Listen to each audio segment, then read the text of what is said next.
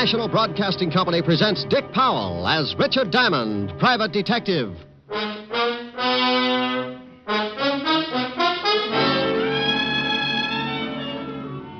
All right, Shamus, hand it over. Let's have it. Have what? I ain't got time to play games.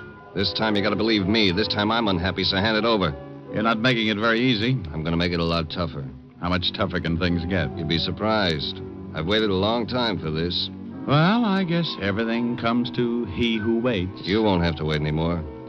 You know something? I don't mind killing you at all. Here's another exciting half hour with Richard Diamond, private detective, starring Dick Powell.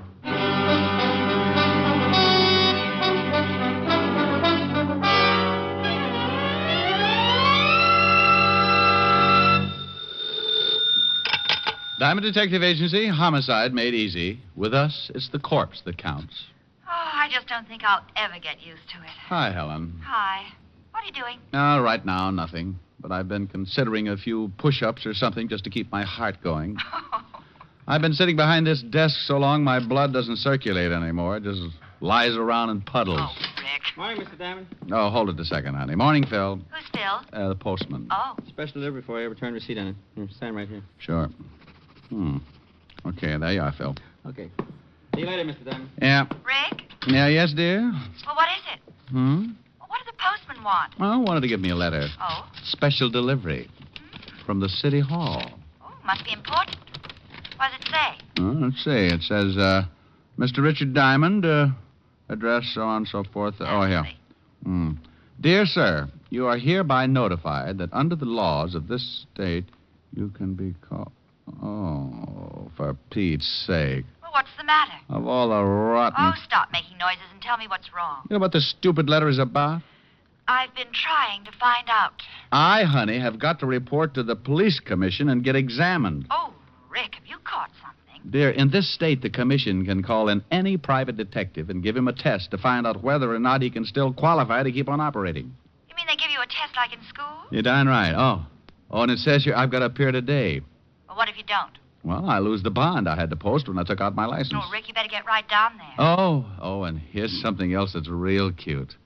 Guess where I have to take the test? Waltz precinct. Has to be. Yeah, aren't they the little devils?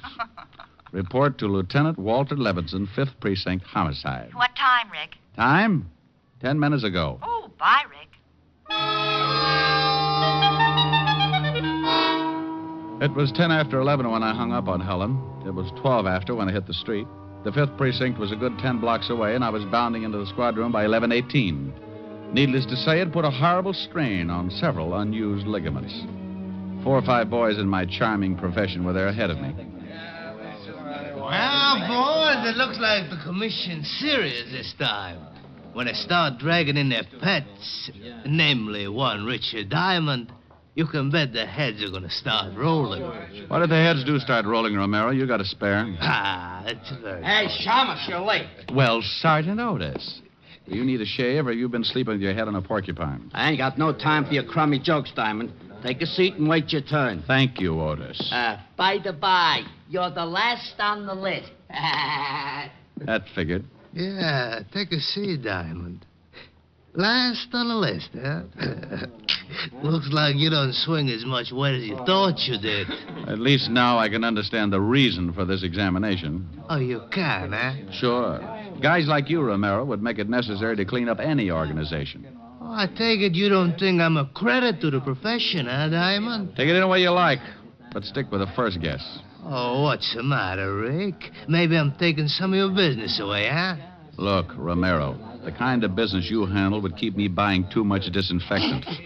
And as long as you're asking what's wrong, I'll tell you 2 things. Yeah? You're a lousy detective, and you'd burn your grandmother if there was enough money in it. Oh, okay. What's the second beef, Ricky? You just said it. You want to talk to me, it's Mr. Diamond. You slip again, and I'll put your jaw in a position so you won't forget. Is that right? Oh, get out of my way, Romero. Oh, sure, Mr. Diamond. Hey, Rick, can I see you a minute? Yeah, by all means, see your friends and have a good talk about me. Oh, that's... What is it, Alan? I just thought you might be more comfortable over here. I would have called you sooner. I was kind of hoping you might lay one on Romero. Oh, I'd love to bust his face up. There's just no excuse for him. Okay, so we all got our bonds to worry about. Relax, you got a long wait.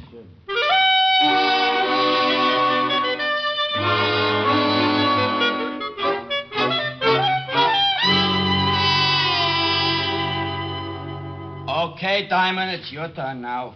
Not really. Go on in.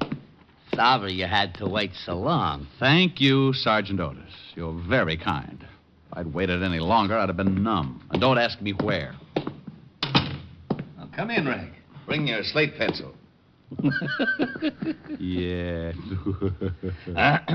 Sit down, Mr. Diamond. In a nice, soft chair? Oh, I'm afraid I couldn't do that, Lieutenant.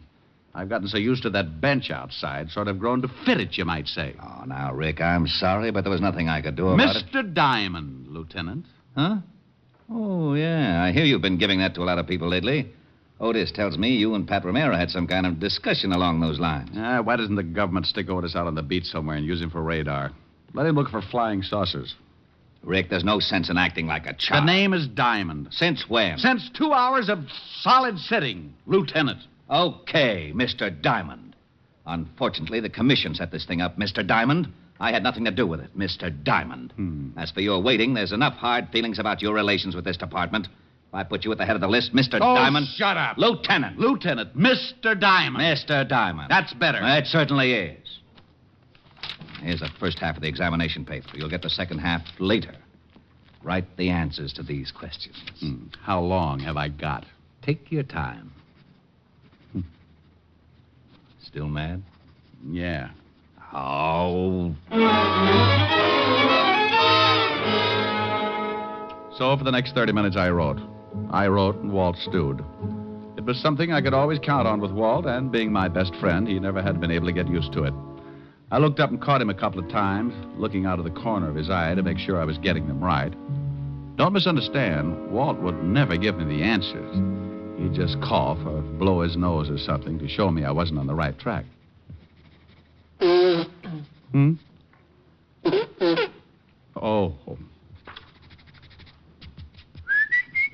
Oh? Huh. There you are, Lieutenant. Thank you, Mr. Diamond. Am I finished? You most certainly are not. Like the others before you, Mr. Diamond, you will have to solve, to my complete satisfaction, a hypothetical case of homicide. And then come back here and fill in the second half of the examination. Oh, for Pete's sake, Walt. I did that in police school. It's for Pete's sake, Lieutenant. Oh, all right. One moment, Mr. Diamond. I'll get the man who's going to give you the test. Otis. Yeah, Lieutenant? Oh, no. Would you mind coming in here and taking Mr. Diamond down to the basement? He's ready for the test, huh? Yes, Sergeant. He's ready.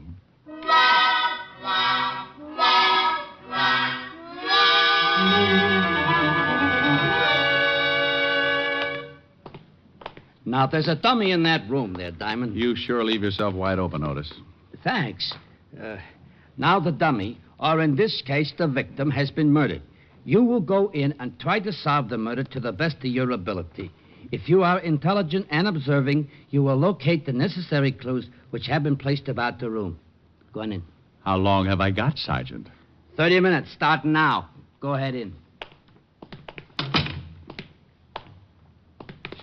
Otis! Otis! Oh, now come on, Shamus. You ain't gonna tell me you solved it already. No, Otis, I ain't. But there's something I think you should know. Yeah, what? There are 2 victims in this room. And I hate to be the one to tell you, but I'm afraid one of them isn't really a dummy. What do you mean? One of them is a body, and it's very dead. Get the lieutenant.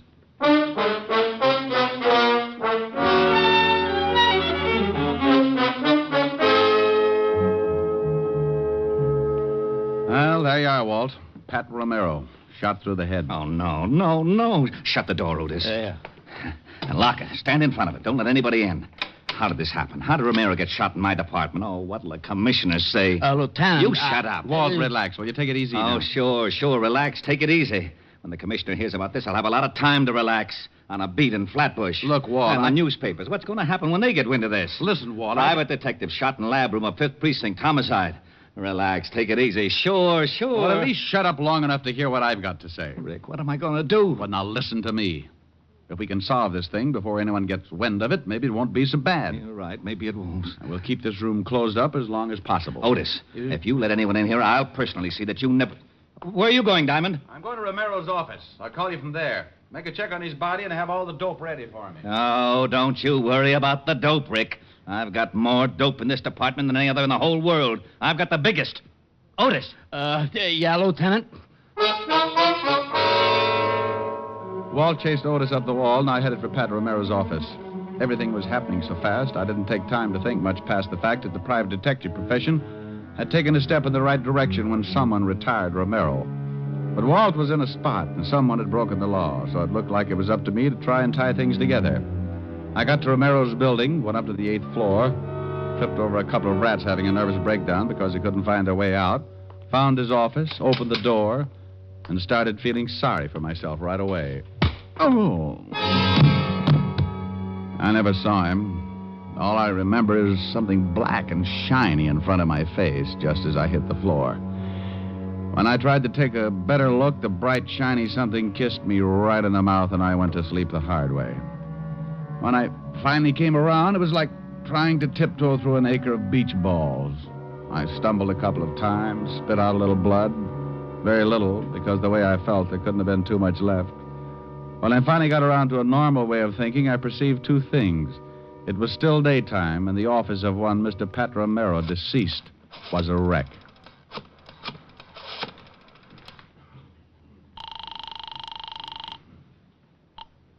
Fifth Precinct Homicide. Well?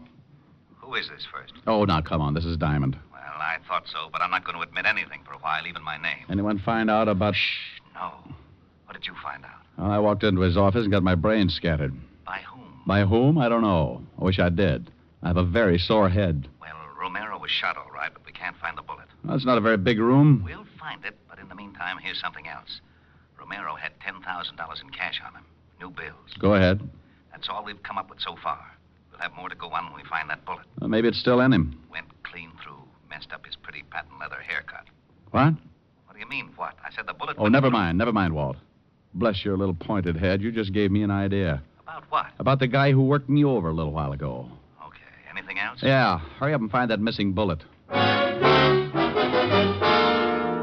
Walt had said something about patent leather when he referred to Romero's greasy hairdo. That was all I needed. It opened a door someplace, and there, sitting with its legs crossed, was the biggest hunch I've ever seen. And it was wearing patent leather shoes. The only guy I could think of who would know a man like Romero and still wear patent leather shoes in the afternoon was a local gambler with a reputation as a fashion plate, monocle, striped trousers, and always the patent leather shoes. In fact, that's where he got his nickname, the Patent Leather Kid. This was a small clue, and I knew it, but one thing was in my favor. Anyone who would tear up Romero's office and kick me in the face had to be a bad little boy, and the Patent Leather Kid was typecasting. The kid's real name was Amos Fletcher, and he ran a small club over on 14th Street.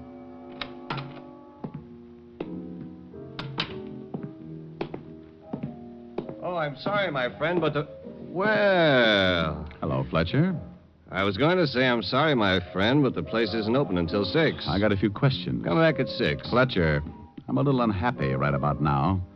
You answer the questions like a good boy, or I'll kick you all over the place. You mind if I call a few of my boys to watch? If you like. Tell them I got a .38 under my arm that goes off when I get excited.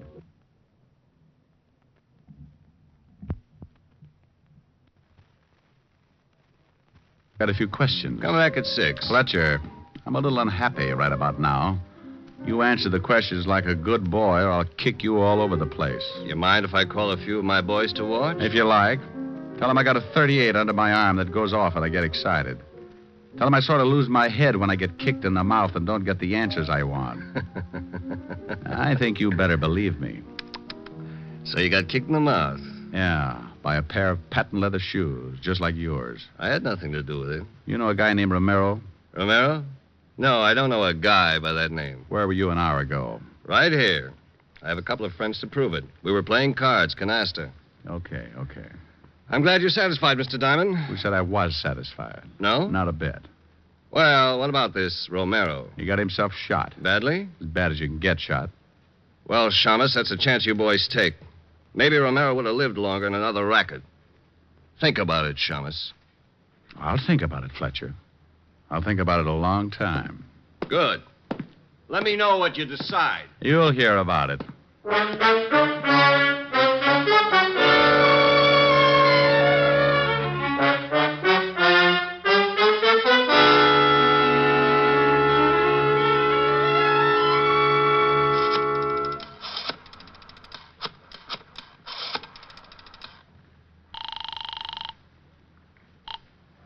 Homicide, 5th Precinct. Walt, check and find out where Amos Fletcher does his banking. See if he's made any big withdrawals lately. Patent leather kid? What's he got to do with it? Just check. Okay. Now, what about the bullet? Have you found that yet? No. Oh, swell. Did you find anything else? A bunch of stuff in Romero's wallet. What? Oh, driver's license, social security number, some business cards. Card from a real estate office that might be important. Why should it be? A notation on the back. Says call Miss Crockett about new lease. Date after that. Yesterday. New lease? Romero has an office. Wonder what this new lease is. Why don't you check? Crockett Real Estate, Lexington Avenue. Bye. Au revoir. What?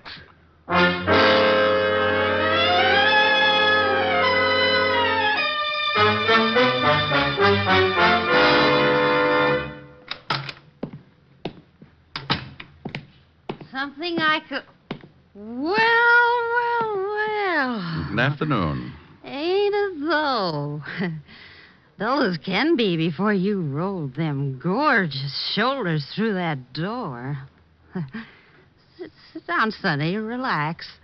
Have yourself a drink. No thanks. A little early in the day for me. A little early. Well, you'll excuse me, won't you, Sonny? If it gets any later, my stomach's liable to rust.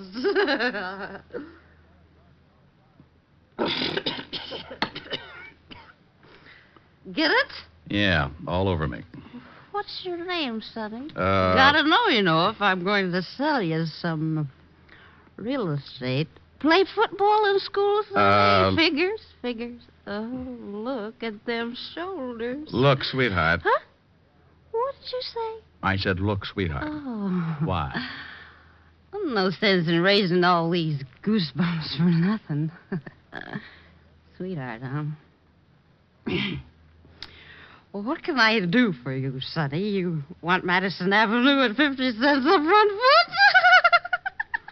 Hey, that's pretty good. Sure you won't have a drink, Sonny? No, thanks. I'd just like to ask you one question. Go right ahead, Sonny. I may not look it, but I'm considered one of the best real estate agents in this state. Do you know a man named Romero? Sure, I know him. Did you just rent him some offices? Yep. Signed the lease yesterday. A whole new suit of offices over on 46th Street. 46th Street? Where on 46? Oh, right there. Say, are you a cop? What makes you think that? Oh, I don't know. Romero's offices are right across from the police station. The 5th Precinct. Sonny, you bother me. You're too nervous. Now, why don't you just sit down and get comfortable and we'll What talk... building are the offices in? Carson building on the 4th floor. But why don't you just take it easy, Sonny? Thanks, sweetheart. Oh, you devil, you.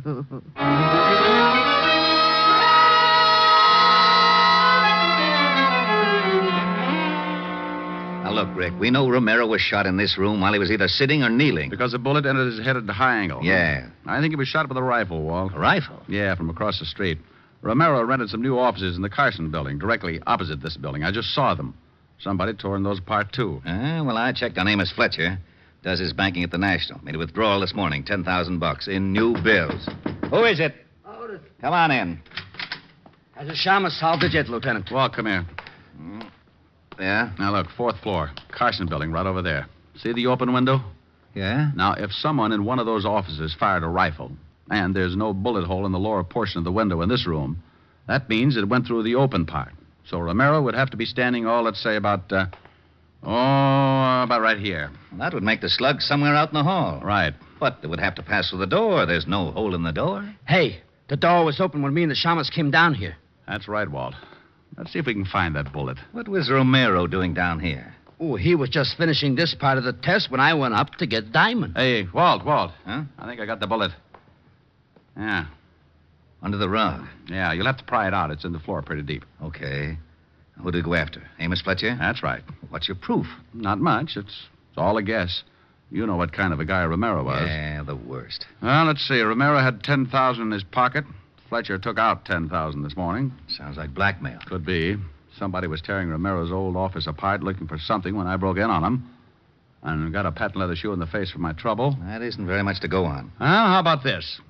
I asked Fletcher if he knew Romero. He said no. But as I left, he mentioned that Romero probably got killed because, like myself, he was in the wrong racket. How did he know that? Well, still not enough to convict him. Would a confession do it, Grouchy? You know darn good and well a confession is the only thing that would do it. That or find the murder weapon and prove it belongs to Fletcher. No, you're so technical. Okay, I'm going back to the office.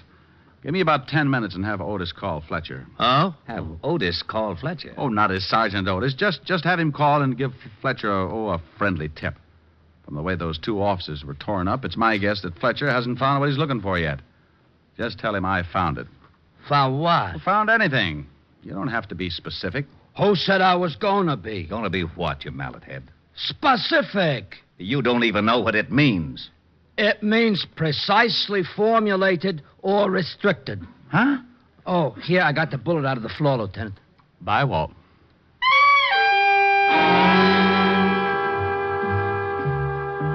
I left the precinct and headed back for Broadway in my office on the corner of 53rd.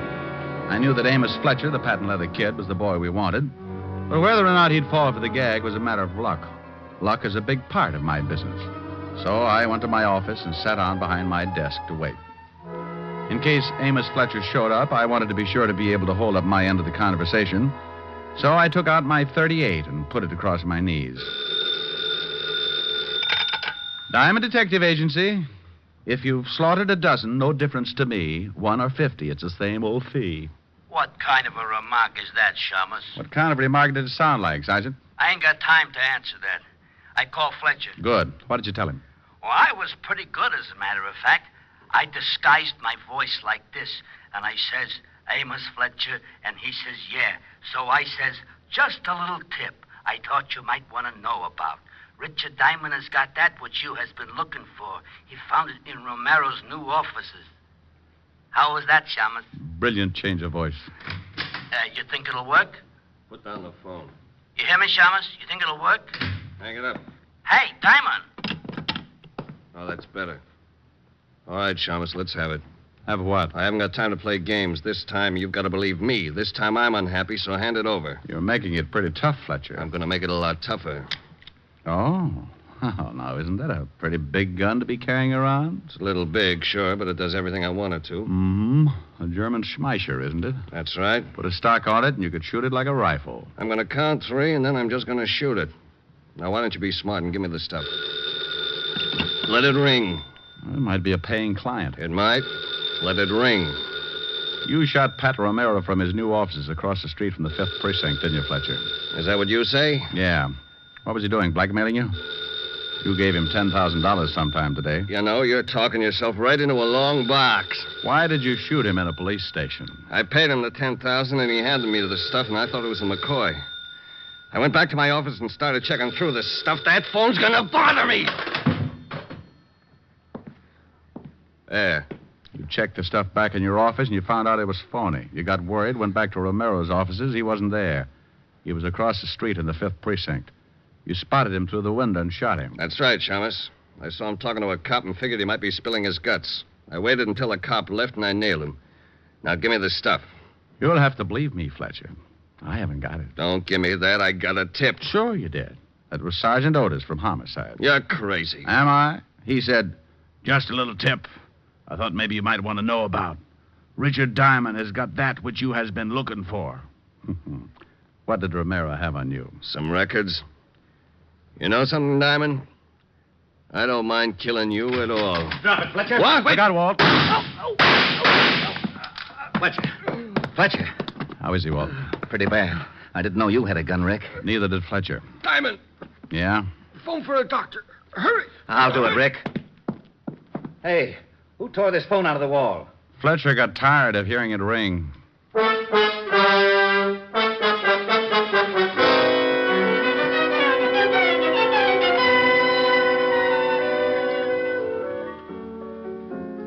What's that you're playing, Rick? Oh, it's an old thing. Oh. Yes. Hello, Helen. This is Walt. Yes, Walt, he's right here. Thanks, dear. Hello, Walt. Rick, we found the stuff Romero was blackmailing Fletcher with in a safety deposit box. A bunch of books that exposed one of Fletcher's old rackets, enough to send him away for life. Well, bully for you. Oh, and something else. You better get down here right away. What for? You didn't finish your test. You don't want to flunk it, do you? What? You got the first part all right. The hypothetical part I can cover for you. But you didn't do anything on the last part of the written examination. Now, you listen to me, fatty. Fatty? The fattest. I've chased my head off solving a case and getting your big feet... Big feet? Big feet out of trouble. I've gotten shot at, insulted, kicked in the face. Well, those things... I don't want to hear any more of your lame-brained excuses. You just fix it up for me, and I'm going to go in and drop a few subtle hints to the commissioner about his nasty old lieutenant. You wouldn't. Oh, but I would. Will you... What did you say? Oh, what am I going to do? What am I going to do? Take the test for me. Fill out the answers yourself. Cheat. Cheat? Cheat! But... Oh, that's what you always say. Now, what were we talking about? Oh, honey, you were asking me about this little old song. Pretty. What is it? Oh, well, give a listen. Oh, how I miss you tonight. Miss you when lights are low. Oh, how I need you tonight.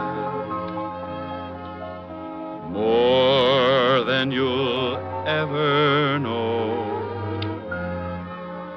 Each moment, though we're apart, you're never out of my heart. But I'd rather be lonely and wait for you only. Oh, pal, how I miss you tonight. Okay? Oh, it's very pretty. Shall I? Might as well. Yes. May I please speak to Mr. Diamond? Oh, my goodness, Rick. Walt? Yes, but look out. Oh, all right. Hello. You passed, Mr. Diamond, 99 out of 100. 99 out of 100, Which one did I miss? The last one. I knew you wouldn't care, so I let Otis fill it in for you. No. Yes, the commissioner wants to see you tomorrow morning. Why? What was the question? To what department does the cleanup squad belong? Well, what did Otis write for an answer? The Department of Sanitation. Tomorrow at 11, Rick. Au revoir.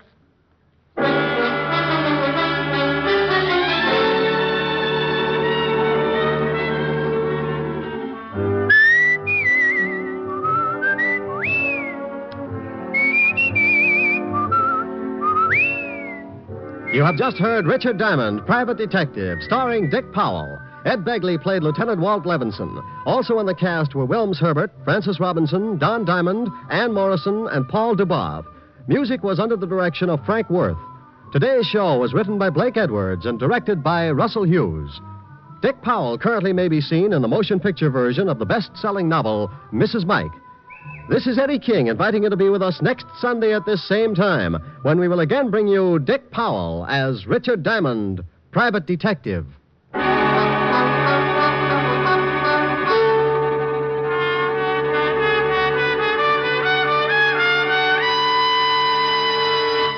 What's on NBC today? One of the finest programs in NBC's Sunday lineup of stellar entertainment is Theater Guild on the Air. Later today, be sure to hear Richard Widmark and Teresa Wright in the romantic comedy There's Always Juliet.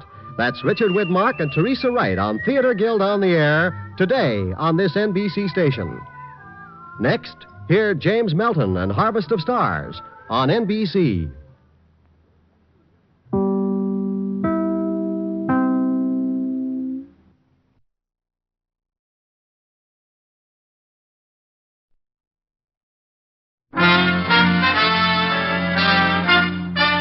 Listen while the makers of Rexall drug products and 10,000 independent Rexall family druggists bring you Dick Powell as Richard Diamond, Private Detective.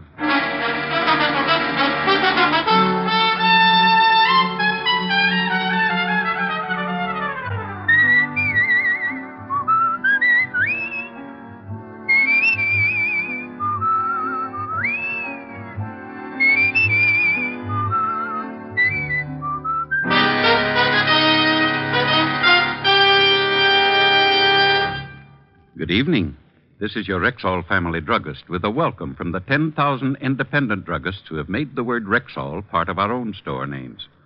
We've done that because we recommend and sell the 2,000 or more drug products made by the Rexall Drug Company. Like Plenamins, for example. Rexall's famous multivitamin capsules. 2 Plenamins a day give you more than your daily minimum requirements of every vitamin for which such requirements have been established, plus valuable liver concentrate and iron. And yet, Plenamins cost only pennies per day. Ask for Plenamins at Rexall drugstores everywhere. And remember, you can depend on any drug product that bears the name Rexall. Good health to all from Rexall. Now, your Rexall family druggist brings you a transcribed half hour with Richard Diamond, private detective, starring Dick Powell.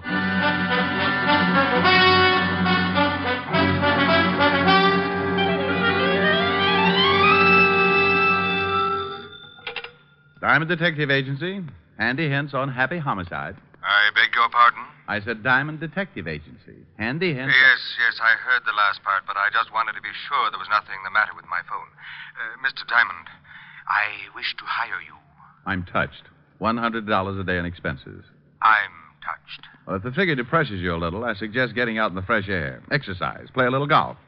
If you could use a dandy caddy on Sunday. I can easily afford the fee, Mr. Diamond, but to be frank, it wasn't exactly what I expected. Isn't it a little high? Well, frankly, yes. But if you hire another detective, you won't be getting the prettiest. I see. Can you come to my house at 6 this evening? Name, address, and reason for hiring me? George Lexington, Golden Strand, Long Island. And I'm in fear of my life. I'll see you at 6, Mr. Lexington. On the dot. Please be prompt. Just have a substantial retainer ready. Aside from my blue eyes, greed, and promptness are my 2 most outstanding features. Well, that's the way a buck's made in my business. I sit around the office for a week, passing the idle hours, playing old Welsh mining tunes on a comb. Then someone gets in trouble, opens the phone book, and naturally the first thing that must catch their eye is my very gaudy full-page advertisement on the Diamond Detective Agency. After that, a phone call, and I'm in business. At 6 sharp, I was ringing the doorbell at the home of Mr. George Lexington, client in fear of his life. Yes, sir? Mr. Diamond, to see Mr. Lexington. Mr. Lexington is busy at the moment. Does he expect you? I have an appointment with him at 6. Oh, I see. Please step in. If you'll wait in the library, sir, I'll tell Mr. Lexington you are here. What was that? Unless you keep a car in one of the upstairs rooms, that, my friend, was a gun going off. Come on. With the butler right behind me, we took the long, curved staircase, 3 steps at a time. The butler managed to pant out that Mr. Lexington was in the study at the head of the stairs, so that was the door we went through, only to be stopped cold on the other side. Standing in the middle of the room was a girl. The word girl, in this case, to be identified with adjectives one might think up after having spent 3 lonely years on a life raft in the middle of the Atlantic. The only thing that kept my eyes from melting and running down on my shirt was the .32 revolver she held in her gloved hand. Miss Morris, no! Give me the gun, honey. No. No. Drop it, honey. You just scorched my money belt. She dropped it, and we all went to pieces. I helped her to a seat and let her cry it out. The gun I could have passed off as a whim or too many Hopalong Cassidy adventures, but the man sprawled across his desk on the other side of the room changed the whole picture. I called the 5th Precinct Police Station and got Lieutenant Walter Levinson started for Long Island. The police? You shot a man, didn't you? Yes. You tried to kill yourself, didn't you? Well, they're both against the law. Want to tell me about it? He deserved it. Mr. Diamond? Yes? I just found something rather strange. Well, don't scratch it. Miss Morris shot Mr. Lexington, all right. I never denied it. Well, what's bothering you? The thought just occurred to me. Who also took the trouble of stabbing him? Stabbing him? He was shot. Then how do you explain this carving knife in his back?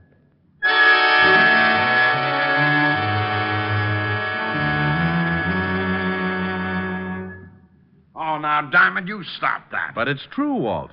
Sure is, Lieutenant. Been shot in the chest and got a knife in his back. Oh, how do I get in on these things? This is Miss Morris, Walt, the girl who shot him. How do you do? Oh, You shot him, huh? Yes, Lieutenant. Well, who stabbed him? Have no idea. Swell. Miss Morris, why did you shoot this, what's his name? Lexington, George. Why did you shoot him? I refused to answer. Okay, suit yourself. Where's the coroner, Walt? Should be here any minute. I didn't stab him, Mr. Diamond. When you came in, did you talk with Lexington?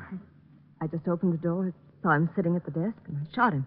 Did you talk to him? Oh, sure, Walt. She played 20 questions with him while he was trying to paw the knife out of his back. I was just trying to trap her. Why? Why? Because if she said she'd talk to him, it would have been an admission that, She'd talk to him. No, that he was still alive before she shot him. Okay, who stabbed him? How do I know? Well, if he was still alive before she shot him, she talked to him, then she must have seen who stabbed him, right? Yeah. Well, if she saw who stabbed him, she couldn't have done it, right? Right. And no one would have stabbed Lexington if he'd already been shot, right? No one would have stabbed Lexington if he'd already... Yeah, of course. You think I'm stupid? Lieutenant. You shut up. So if they stabbed him, he hadn't been shot and he was alive. Of course. Then if he was alive and they stabbed him, the girl didn't do it to confuse you. Huh? So if she didn't do it, she can go home. Go on home, Miss Morris. But, Mr. Diamond... You heard him. Go on. That's what I was trying to tell you, Lieutenant. Diamond's at it again. Otis. Yeah, Lieutenant? Take the girl, the butler, and Diamond down to the car. And when the coroner gets here, we'll all take a little drive down to the station. Understand? Yes, Lieutenant. What are you yelling at? I don't know. I don't know.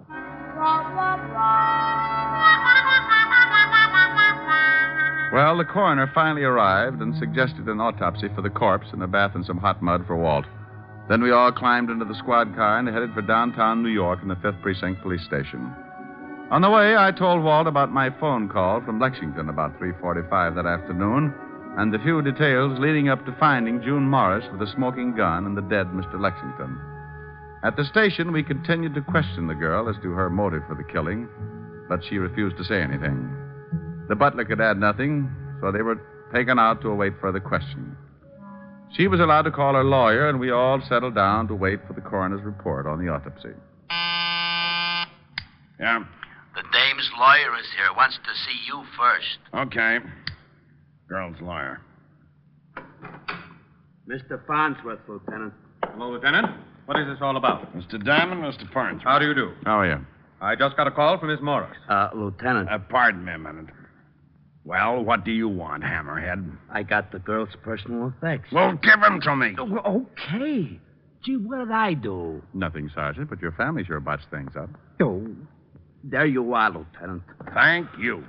Gee, I don't know. Am I to understand that Miss Morris is being held here on a murder charge? That's right. Just whom is Miss Morris supposed to have killed? You know a Mr. George Lexington? Why, yes. He's the boy. Maybe you can tell us why she would want to kill him. I suggest you question the witness, Mr. Diamond. But let me warn you beforehand. My advice to my client will be to say nothing until I can find out more about this thing for myself. Now, about Miss Morris. She stays put. Lieutenant, I have a great deal of influence. Then get her rich. She stays put. What about this George Lexington's background, Mr. Farnsworth? Let me give you one more suggestion before I leave. Find these things out for yourself. I have a fair reputation in the legal profession. Good evening, Mr. Farnsworth. I'll have that writ, Lieutenant. Oh, go to blazes. Nice fella. A doll. Well, let's see if there's anything in these personal effects here. Take a look through the purse. Okay. Otis. Yeah, Lieutenant. Bring in the butler. Right. Here's something, Walt. What is it? A typewritten note in the bottom of her purse. What's that? Meet me at the house at 5:15 this evening. Bring $15,000 and be prompt, or you will regret it for the rest of your life. Signed, George. George Lexington. Well, bully for you. Diamond, I swear. Out to the butler, Lieutenant. Come in. Sit down.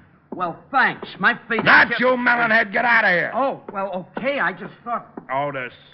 Yeah? When the coroner's report comes in, bring it right in and bring the girl along with it. Yeah, Lieutenant. How do you feel, Arthur? A little upset, sir. This has been quite a strain. Last name, Cameron? Yes, sir. How long have you worked for George Lexington? About 4 years, sir. Ever since Mr. Lexington came east. Did you know him before that? No, sir. You ever mention where he was from? California, I think.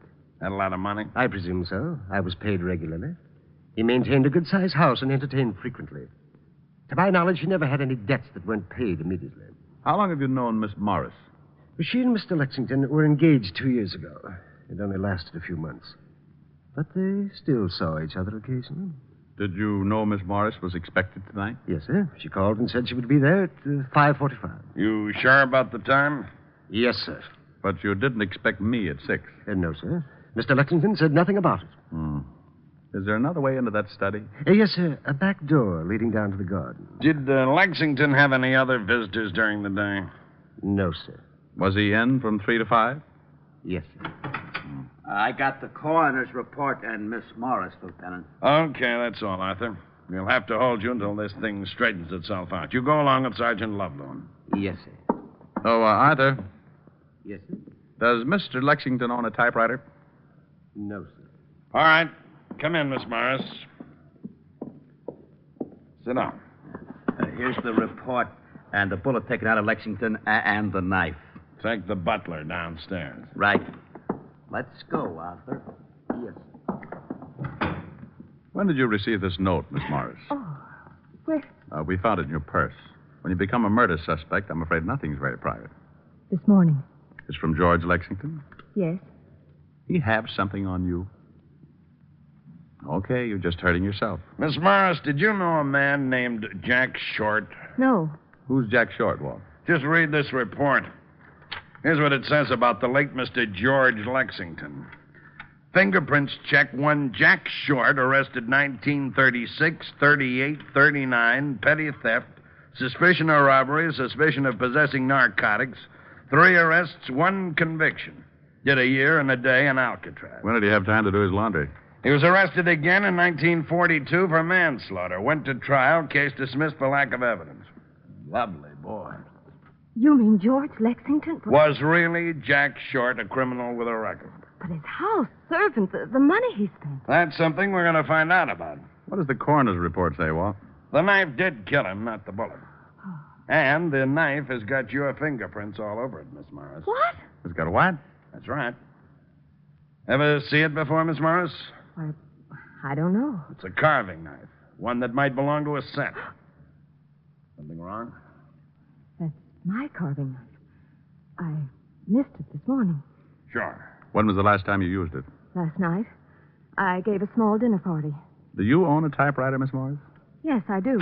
Hello, June. You'd better come along with me. Mr. Farnsworth. Just a minute. What's the idea of busting in here like this, Farnsworth? I tried to stop him, Lieutenant. You should have stuck out one of your big feet. Those things could trip a tank. I told you I would be back with the writ. Well, I'm here, and there's the writ. Come, June. She stays right here. Lieutenant, you don't seem to understand. No, you don't seem to understand, Mr. Farnsworth. You got that written and it was sustained because I was nice enough not to issue a formal complaint. Also, there's a little matter of influence. You're darn right, and I'm going to show you how it works. I'm making a formal complaint right now, and the charge is murder. And if you don't think I can make it stick, I won't even bother to throw you out of my office. I'll let the commissioner do it for me. Now get out of here. Gee, you're wonderful, Lieutenant. You shut up.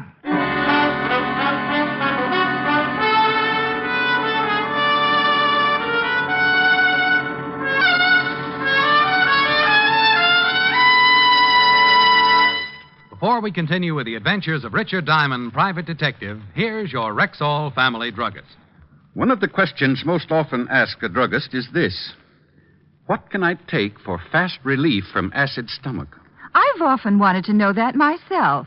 What's your answer? Naturally, ma'am, it's Bismarex, Rexall's justly famous antacid. Why? What is it that makes it so outstanding? Well, the secret lies in the scientifically developed formula. You see, the active ingredients in Bismarex vary in the time it takes them to dissolve in the stomach. That way, the relief it gives is not only fast, but continuous and prolonged. Excess acidity is often neutralized in less than 1 minute. Then the other ingredients, dissolving more slowly, ease up that gastric distress. And finally, Bismarex leaves a soothing protective covering on irritated stomach membranes. Well, I'll have to remember that. Bismarex. Is that how you say it? That's right, ma'am. BISMA-REX. Bismarex. Ask for Bismarex at Rexall drugstores everywhere. And remember, you can depend on any drug product that bears the name Rexall. And now back to tonight's adventure with Richard Diamond, private detective, starring Dick Powell. Well, Farnsworth got the idea in a hurry and took off like a rabbit with his tail on fire. Walt lived up to his word. After making the formal charge and producing the evidence, the writ was dismissed. He then secured a search warrant for both Miss Morris's flat and George Lexington's house on Long Island. Our first stop was Miss Morris's apartment, and when we went in, I thought how much it looked like her. Small, beautifully decorated. We went over the whole place, nothing except in the small den. Here's the party list you told us about. Good 30 names here. Typed. There's a typewriter. You got that note you had in the purse? Here.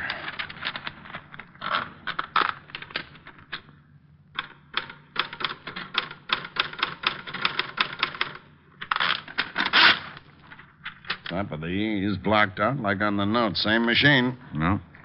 Bring the typewriter, Otis. Right, Lieutenant. You going over to Lexington's home? Yeah, aren't you coming along? No, I got an idea. Do me a favor, will you, Walt? Well, sure, why? When you get over there, besides checking that back door to the study, put in a call to the phone company and see if a call was made around 3:45 this afternoon to El Dorado 1234. It's a toll call from there, and they'd have a record. Now, let me write that down. El Dorado 1234. Yeah. I'll call you at Lexington's in about an hour. If that number wasn't called from there, check every name on that party list. Well, there are 30 names there. You want me to check each one to see whether a call was made to El... What's the matter? El Dorado 1234. That's your office number. Walt. Huh? Bye. I left Walt turning that awful green and headed for the Times building. It was a little late when I got there, but an old friend at the morgue noticed the $5 bill I was wearing in my lapel and agreed to take care of it for me while I looked through the newspaper files. I dug up everything on Jack Short and his alias George Lexington. The stuff on Short wasn't much, except the trial for manslaughter had made the front page. The items on George Lexington could all be found in the society columns. From what I could gather, he'd started his social whirl in 1944. He'd been engaged several times, and each time to a wealthy woman. I even came across a picture of June Morris on the evening they had announced their engagement. Well, having all the information I could get, and with one little item dated California, June 26, 1942, tucked away in my pocket, I put in a fast call to Walt, who was at the home of the late George Lexington. Yeah? What did you find out? Well, someone could have gotten in the back door. There were some blurred footprints outside in the garden, but they won't help. If you had a key, you could let yourself in and walk right up the study. What about the phone call? There was no call made from here to your office, but one of the names on the list paid off. Mrs. Julia Wright out on Long Island. Now, would you mind telling me what this is all about? You stay right there, Walt. I'm going out to see Mrs. Julia Wright. Well, if she called your office today at 3:45, you certainly must have talked to her. George Lexington called my office today at 3:45. But he couldn't have. The butler said Lexington wasn't out of the house and the call wasn't made from here. Well, someone called. Maybe it was the right day. Maybe she got a low voice and told you she was Lexington. Walt. Huh? Oh, forget it. You wouldn't like it anyway.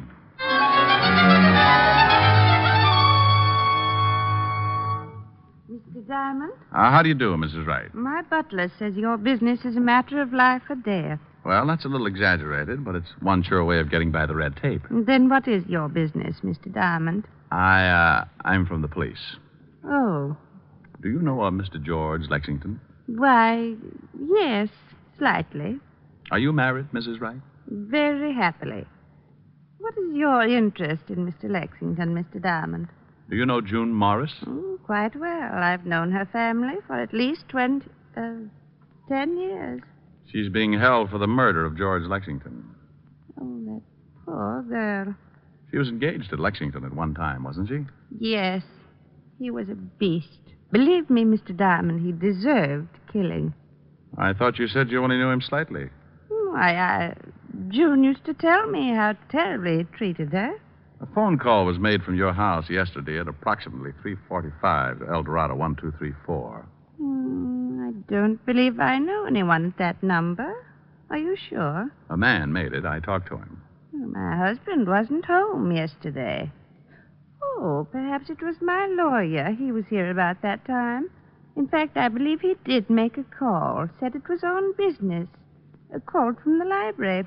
What's your lawyer's name, Mrs. Wright? Why, Mr. Lucius Farnsworth.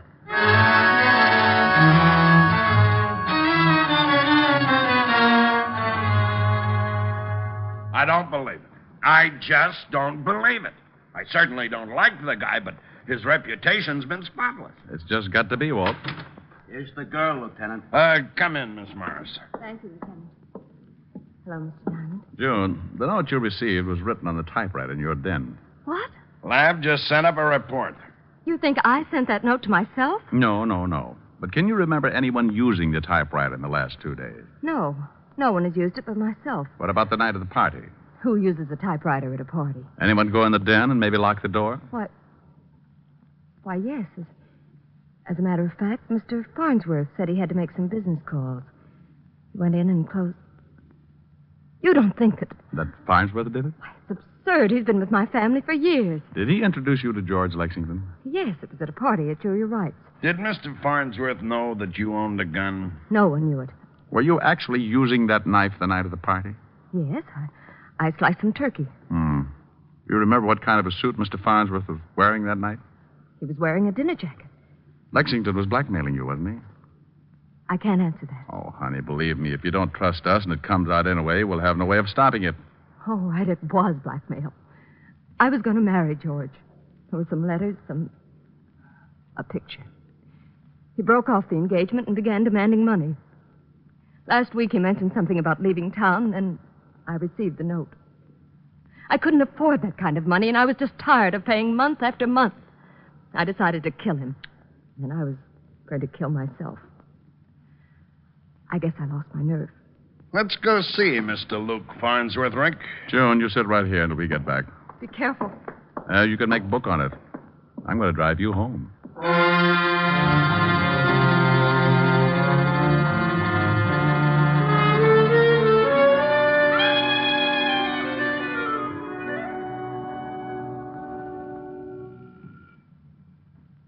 Use your paw. All right. There he comes. Yes, what did... Oh. What do you want, Lieutenant? Got any hot coffee? If this is your idea of some kind of a joke... Mind if we come in? I most certainly do. Thanks. How dare you break in here like this?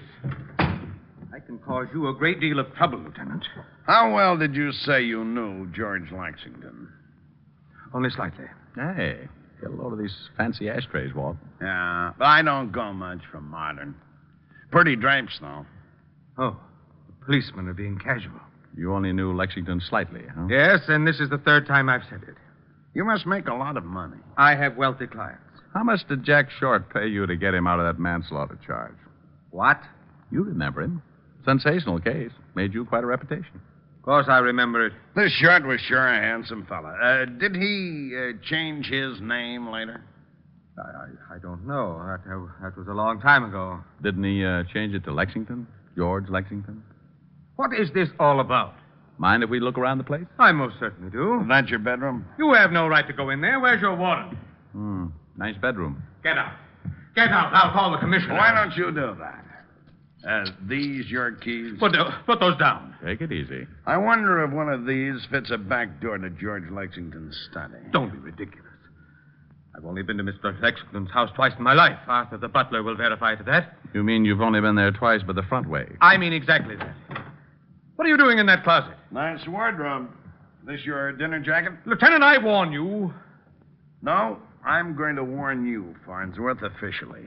Anything that you may say will be held against you. I'm charging you with the murder of George Lexington. Well, this is really one for the books. Would you mind telling me what proof you have? You called my office at 3:45 this afternoon from the home of Mrs. Julia Wright. Disguised your voice and told me you were George Lexington. Really? Hearsay.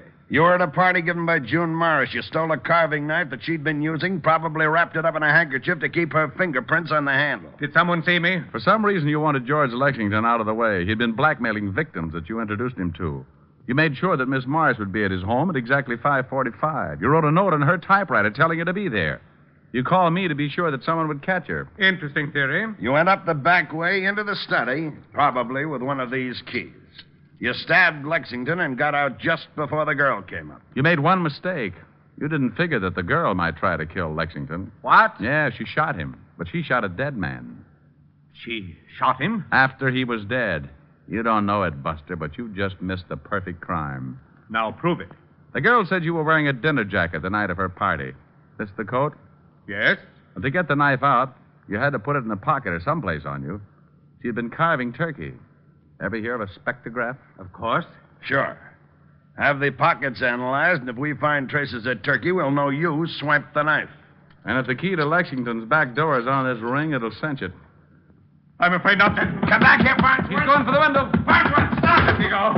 Let me go. Not on your life. Not on your life. You don't take it the easy way.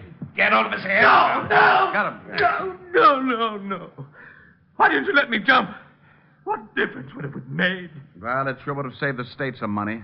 But a quick trip to the sidewalk doesn't make up for a killing. That's the easy way, Farnsworth. You forget when you commit murder, there's a little thing called society. And if you can't live with people, they'll decide what to do with you. Oh, that last mile is a Lulu.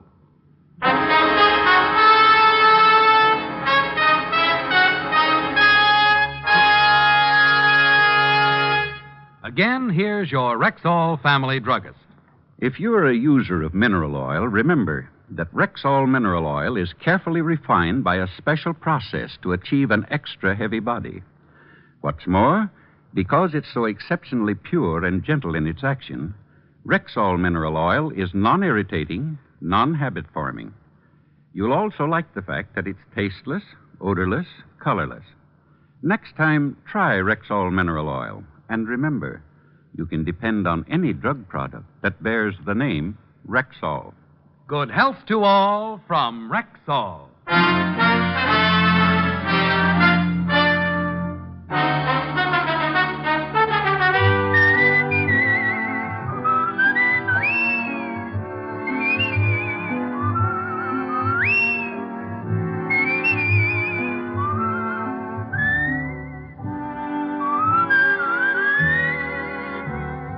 Richard Diamond, Private Detective, stars Dick Powell in the title role and is written by Blake Edwards with music composed and conducted by Frank Worth. Featured in tonight's cast were Ted DeCorsia, Wilms Herbert, Ted Osborne, Betty Moran, Howard McNear, and Virginia Gregg. Richard Diamond, Private Detective, is transcribed in Hollywood by Jaime Del Valle.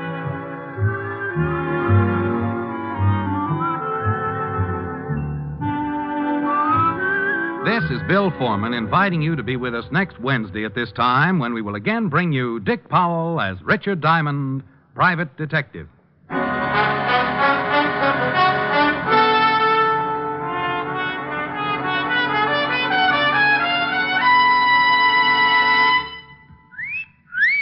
Hiya, beautiful. Get lost, Bristlepuss. You need a shave. But I have shaved. What else do you want me to do? Silly boy, she wants you to go Stag. Go Stag? But why? Because Stag is Rexall's exclusive line of men's good grooming aids, like Stag Brushless Shave Cream. No fuss, no massage, just smooth it on, and presto, you get a clean, close shave. Your face stays smooth and whiskerless all day long. I'll do it. I'll go Stag. That's it. Join the Stag line now at Rexall drugstores everywhere. Yeah. This is NBC, the National Broadcasting Company.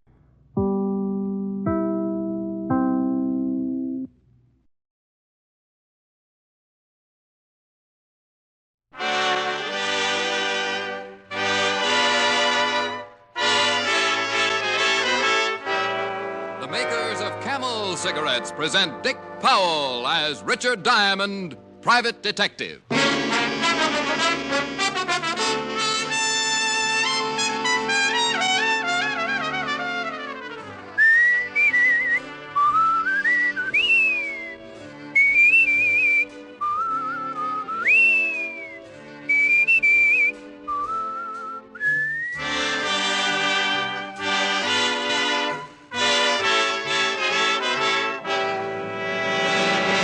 More people smoke Camels than any other cigarette. Make your own Camel 30-day test, the one sensible, thorough cigarette test.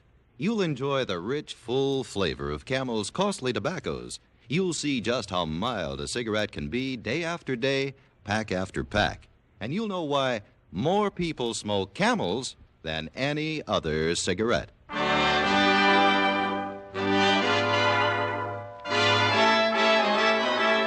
Here transcribed is Richard Diamond, Private Detective, starring Dick Powell.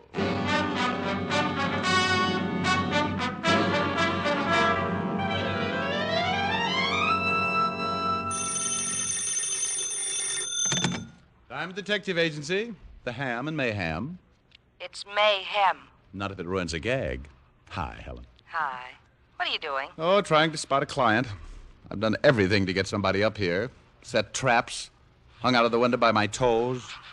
Nothing. Oh, is it that bad, Rick? Has been for a week. Can I come over tonight and cry on your shoulder? I'd love it.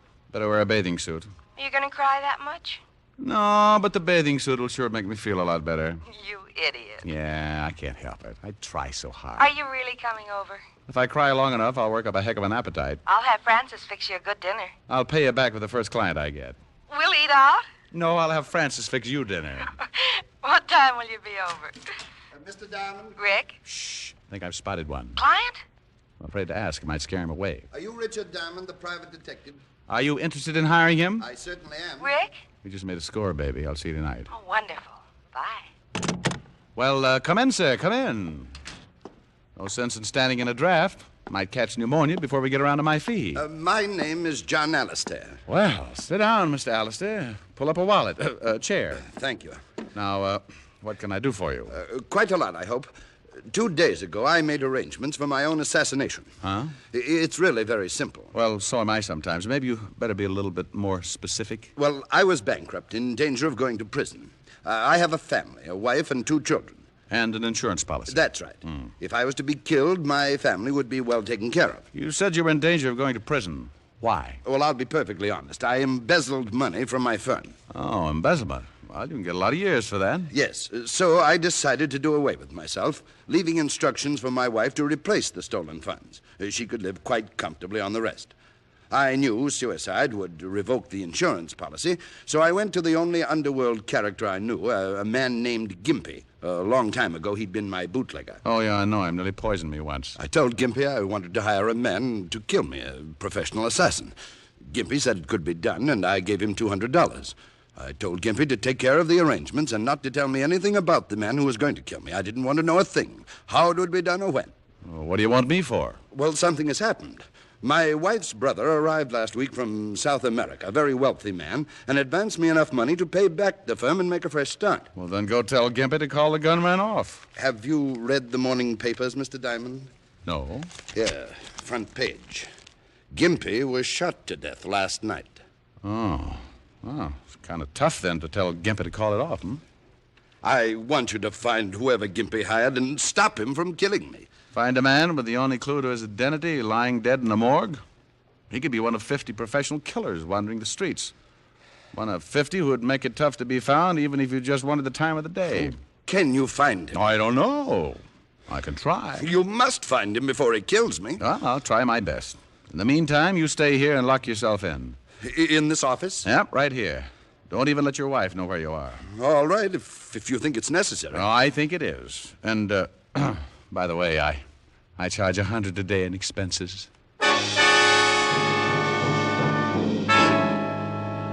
I guess his brother-in-law had given him enough money for a high-priced private detective because he handed me $100 and agreed to lock my door and not answer it for anyone but me. I left the office and headed for the Skid Row Bistro where Gimpy had died on the dirty floor. It was called the Black and Red, and the bartender was wearing an apron that looked like he'd been making hash on it. Yeah, Gimpy got killed here. Right over there, the clean spot near the bar. He bled a little. You know who gunned him? What am I answering your questions for? Because I'm asking him. That ain't enough. I got a fetish for living. I'm a private cop. Well, that's the worst thing you could have said. You better buy a beer or take a walk, huh? I'll buy. You don't even have to change the $10. You think I'd tell you something for a lousy 10 fish? Yeah? Well, you're wrong. I don't know nothing. You were in here, weren't you? Yeah, on my stomach behind the bar. You saw it start, didn't you? You want me to tell you as much as I know? Unless you want to play another tune. We could dance. $10 for what I know? You don't think it's worth it, huh? Nah. But I seen the 10 and it made me greedy. Okay, here. Live a little. Thanks. Well, Gimpy was standing over there drinking a beer. These two guys come in, and one of them walks up to him. What did they look like? Two guys, big guys, hats, coats with the collars turned up, the whole bit. Looked like just what they was. This one guy started arguing with Gimpy about some money. You hear the conversation? Yeah, something about wanting all the 200. Well, Gimpy gets a little nasty. He was like that, you know, a nasty little guy. Well, the guy gets tired of arguing and pulls a gun. Gimpy tries to climb the bar, and he must have been halfway over when the guy cut him in two. By then, I was flat on my face waiting for mine. But these two guys took off, and I called the cops. Wait the 10? You don't remember what either one of the guys looked like? Nah, I was minding my health. Okay, thanks. Hey. Yeah? I don't know whether it means nothing, but the guy who killed Gimpy was wearing a small red flower in his buttonhole. A red flower like a rosebud. I remember it. Funny a guy like that should be wearing a pretty flower.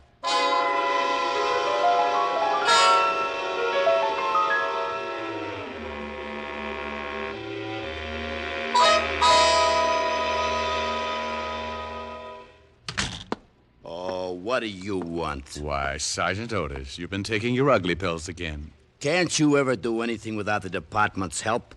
I thought you were supposed to be a big, smart private detective. Well, we all make mistakes. I thought you were supposed to be a gorilla. Oh, you did, huh? Yeah, but gorillas get bigger. Oh. Hello, Walt. Hello, Rick. What can I do for you? I got a little problem. Your department handled that killing over in the Black and Red Saloon? Skid Row? Yeah. Yeah, a small-time guy named Gimpy got himself blown up. Any line on the killer? No, we questioned the bartender who runs the place. He was lying on his face. Couldn't give much of a description. We're checking up on Gimpy's friends and associates. The killer wore a small red flower in his buttonhole. Maybe a rose. How do you know? Bartender told me. Thought maybe you knew about it. Well, he didn't tell me. What are you interested in Gimpy for? He contacted the killer. I've got to find the killer, and I don't know who he is. You think maybe this guy with the flower is your boy? Well, he might be. Bartender said he was arguing with Gimpy about $200. Well, no, he didn't tell me that either. Just said they were arguing. You should have slipped him $10. What do you have to find him for? Client. You got a client who wants you to find a killer? Yeah, and that's all I'm going to tell you. Now, give me what you got on Gimpy and his friends. I don't know why I should. Oh, stop pouting, fatty. I can't tell you anymore. Besides, if I find this killer, you solve the Gimpy killing, don't you? Well, yeah. Well, then let's have it. Okay. Gimpy didn't have many friends. The only sure one we've come up with is a woman named Belle DeCanto. Runs a small dancing school. Have you talked to her? Yeah, but she knows less than the bartender. Here's the address. Walt gave me Belle DeCanto's address, and I went over. It was an old two-story building on the east side with a rickety flight of stairs leading up to the dance studio. Belle DeCanto was sitting at the piano. I stood there smoking a Camel, watched one of her young pupils perform a pretty sloppy set of turns. All right, Jeannie, that was fine. Over to the bar. Okay. Hey. Huh? Oh, somebody. Oh, what can I do for you? I want to talk to you, Belle. $20 for 10 lessons. I just want to talk. Why don't you take the lessons, mister? Gives you grace and balance. I'd look a little silly in tights, dear. Go do your exercises, Jeannie. Okay, but I still think you look great in tights, mister. We could do Swan Lake and things. I bet we could. Talk him into it, Belle. He's real cute. What do you want to talk about? Gimpy, You a cop? private cop. I entertained the whole 5th precinct all morning. I'm looking for the guy who killed Gimpy. I told the cops all I know. I don't know who killed Gimpy. Back straight, honey. Okay. I can't help you, mister. You know a man who wears a red flower in his buttonhole? Huh? Do you know a man who wears a red... I'm busy, mister. I got a lesson. Look, Belle. I don't know nothing. Now beat it. Maybe if I bought a course of lessons. I'm full out. Now get out of here. I told you to keep your back straight. Okay, I'm keeping it. Belle. You going to get out of here, or do I call the law? Oh, Belle, what you throwing him out for? You shut up and keep your back straight. Listen, I'm paying good money around here. Get out now, mister. Okay. climbing on me for, huh? So what are you yelling? You get up there and do your bit or I'll bust this cane over your skull. You'll do what? I told your old lady I'd teach you how to dance, and I will if I have to cripple you trying. You don't yell at me like that. Bye, you lovely people. Bye, honey. You don't yell at me. I paid my money. Who do you think you are? Who? Get up on that bar! Drop dead!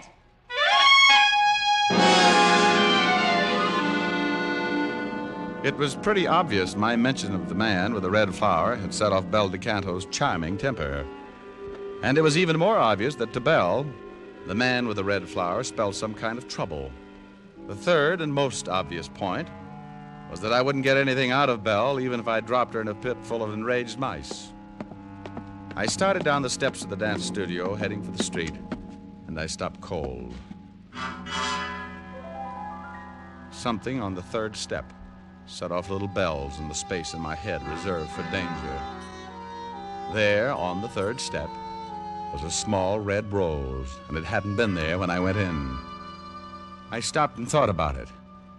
Maybe the man I wanted was in the building. I looked around. Only one other door besides the studio, and that led to Belle's apartment above. I went up there and looked around. Nothing. Then I got a pretty scary thought.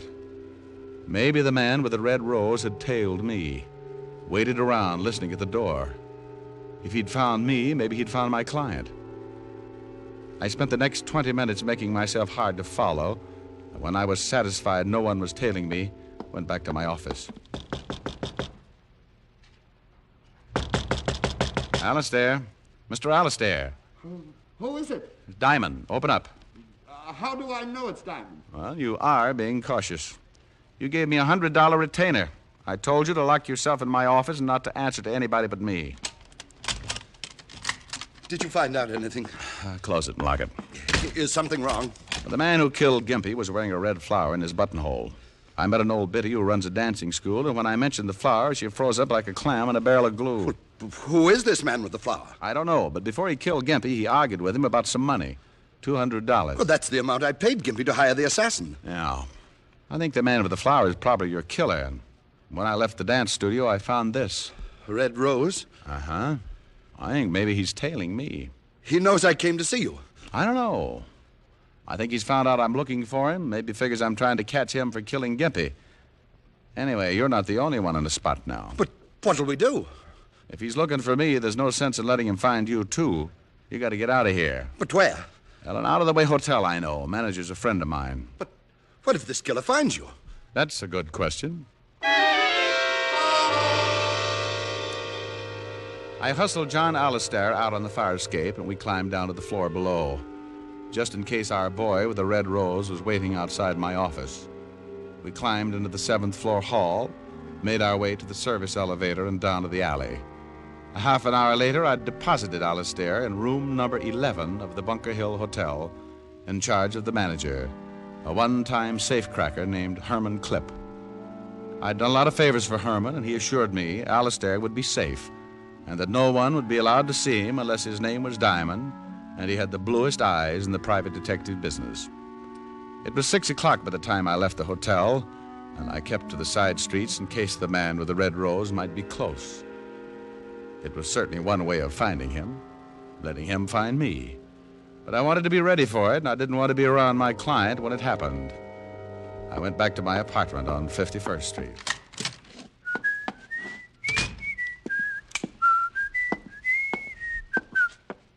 Hello, chum.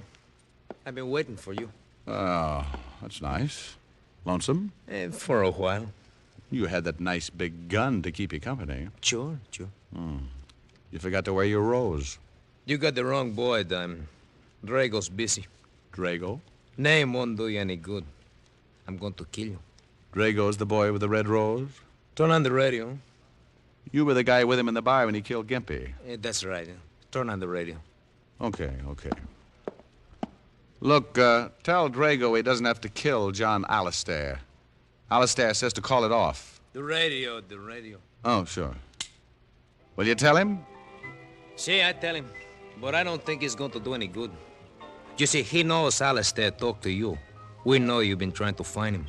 And we don't want anybody who can pin Gimpy's killing on us. I didn't tell Alistair anything. Sure. Where you got him hidden out, huh? We find out. Drago shouldn't have knocked off Gimpy like that, but he gets excited. Like running out of the bar before he knocked off the bartender. If we had knocked off the bartender right then, he couldn't have told you nothing. What about the bartender? He's in the river. Turn the radio up. I turned the radio up slowly, my mind working triple time. The guy behind me wanted the music to cover the noise, like a funeral march with a one-gun salute. I heard him get up behind me. All right, turn around. It had to be quick. I turned and gave him the radio right in the face.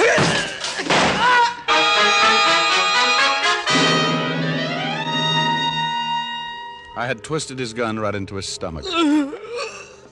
He looked up at me like a kid who was going to bust out crying because somebody had dumped over his blocks.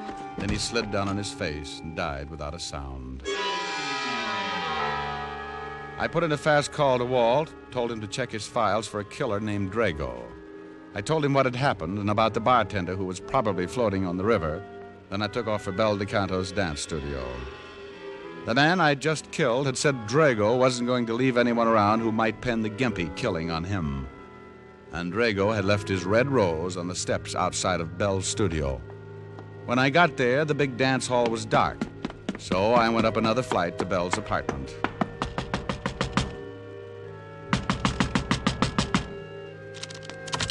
Well, here goes.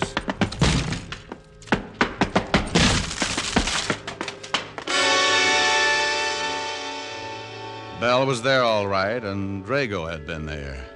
He hadn't left a rose, but he left a bullet instead. It was somewhere in Bel DeCanto's heart.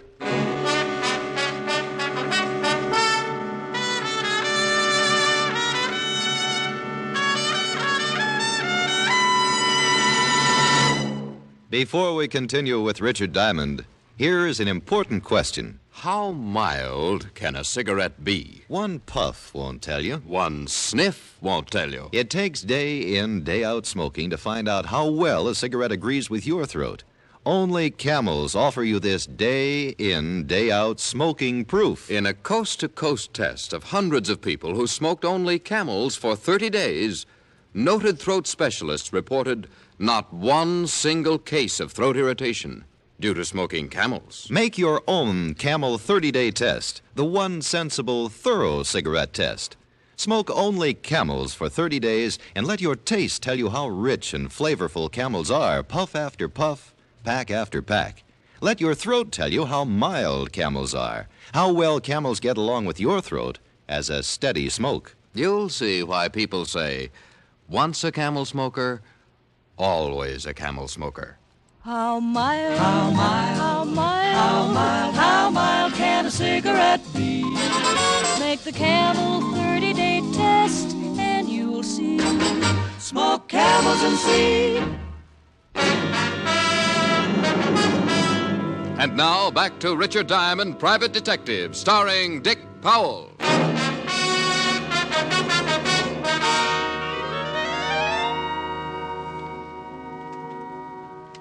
Well, here's all the information, Rick. The only man we got on file named Drago is a well-known hood named Tommy Drago. 7 arrests, 2 convictions, assault and armed robbery. Can you find him all? Well, I put out an APB. Maybe we'll pick him up. You find the bartender? They're dragging the river now. The guy in your apartment has been identified as Giulio Bassadi. Arrested once with Drago. Supposed to work together. Yeah. Why did Drago kill Bel DeCanto? Well, probably thought I'd told her something. We gotta get this boy. He's killed 3 people in 2 days. He wants to add 2 more to his list. Me and my client. Where is your client? Oh, he's staked out in the Bunker Hill Hotel. He's safe. Well, we better pick him up and give him protection. He doesn't want the police brought in. But you can stake out a couple of men near the hotel in case Drago shows up. Right. Look, Walt, if this Drago likes red roses, he must buy them someplace. Yeah? Well, have some men check all the flower shops. Have them circulate the description.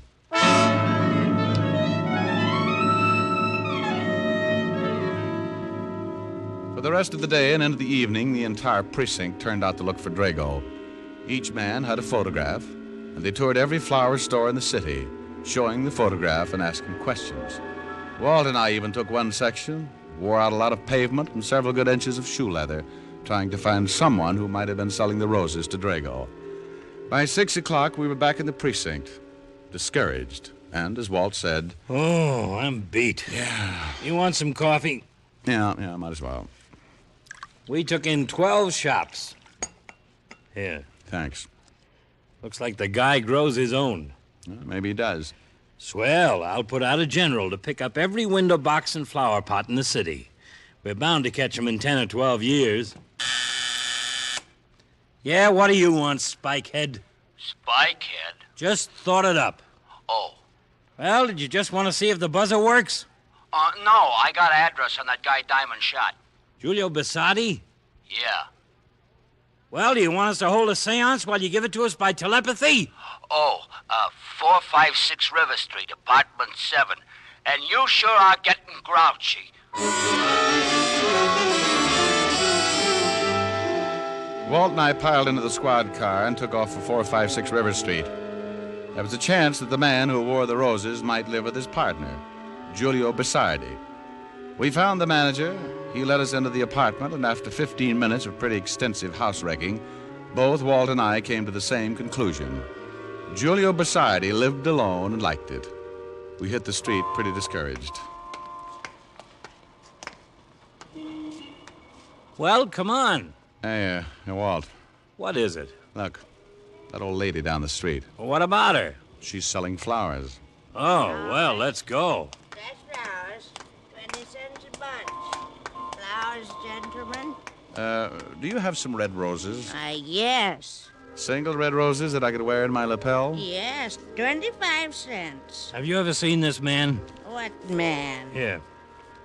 Yes, Mr. Drago. I sell him a red rose every evening, fresh. You know where we can find him? Well, what do you want him for? Police. Has Mr. Drago done something? He's wanted for murder. Oh, no, how terrible. He seemed like such a nice man, so generous, he dressed so nicely. He's killed 3 people. 3 people? Do you know where he lives? 3 people? Yes, he lives in the next block. I don't know the number. I'll have to show you. Here, I'll take all the flowers you've got. The old flower woman showed us the building, and again we dragged another manager out to let us into Drago's apartment. This time we went in low, ready to shoot if Drago happened to be home. He wasn't. And once again, we tore another place apart. Find anything? No, not yet. Get a load of this closet. Drago really dresses. Hey, Walt. Yeah? You find something? Look at this telephone pad. What about it? The writing. Read it. Bunker Hill. Bunker Hill Hotel. That's where my client is. Drago's found him.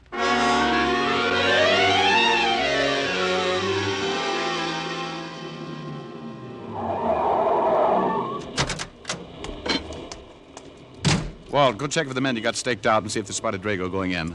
I'll go in and see if my client's all right. Right.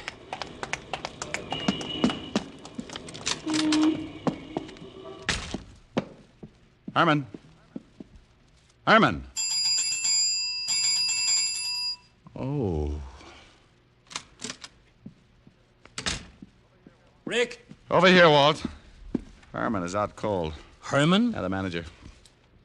Oh, he looks pretty bad. Yeah, he's really out. Drago? Your men see anybody? No, but he could have slipped in. Now, let's get up to my client. Well, come on. I'm looking for the key. What room? 11. Well, it's gone. I had my client locked in. Come on. 2nd floor.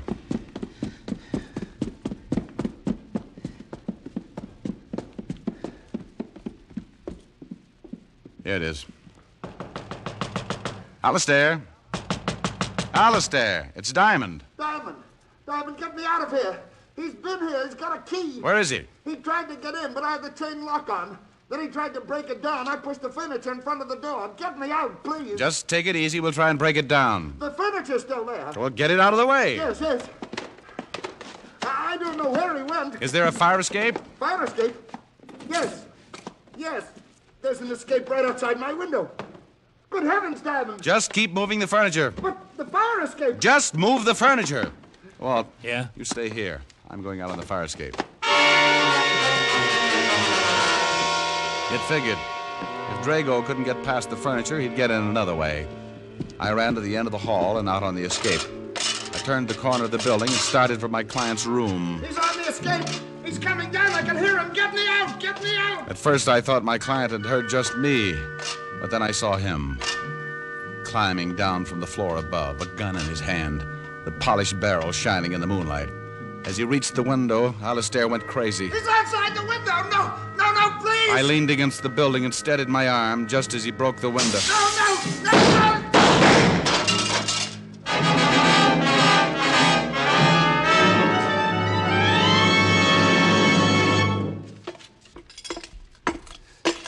You killed him. You killed him. You killed him. Yeah. Funny. What, Mr. Diamond? Shot him right through his red rose.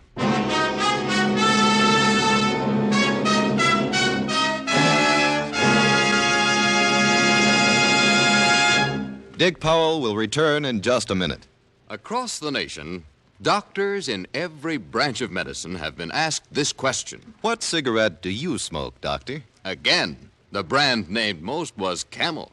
Yes, according to this repeated nationwide survey, more doctors smoke Camels than any other cigarette. Yes, and Camels are the favorite cigarette of many stars whose throats are their fortune.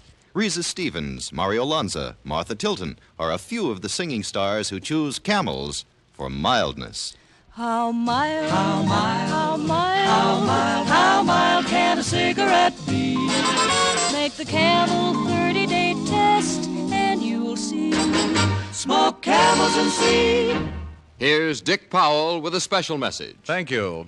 Ladies and gentlemen, this week we add a new name to the list of recipients of gift camels for hospitalized servicemen and veterans. It's the Military Air Transport Service, United States Air Force, which evacuates virtually all overseas wounded servicemen. Camels are also on the way to veterans' hospitals, Lake City, Florida, and Nashville, Tennessee. U.S. Naval Hospital ship Haven. Now, until next week, enjoy Camels. I always do.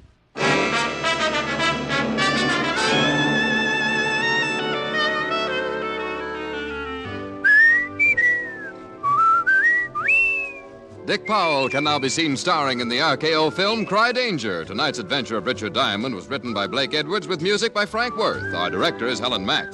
Featured in the cast were Virginia Gregg, Wilms Herbert, and Arthur Q. Bryan. PA stands for two things, Pipe Appeal and Prince Albert. They go hand in hand. For Prince Albert's Choice Tobacco has a rich flavor and a delightful natural aroma. PA is crimp cut for smooth, even burning, and it's specially treated to ensure against tongue bite. Get Prince Albert, the National Joy Smoke, America's largest selling smoking tobacco. Listen next week for another exciting transcribed adventure of Richard Diamond, starring Dick Powell. This is Your FBI, the official broadcast from the files of the FBI. Follows immediately. Stay tuned. This program came to you from Hollywood. This is the American Broadcasting Company.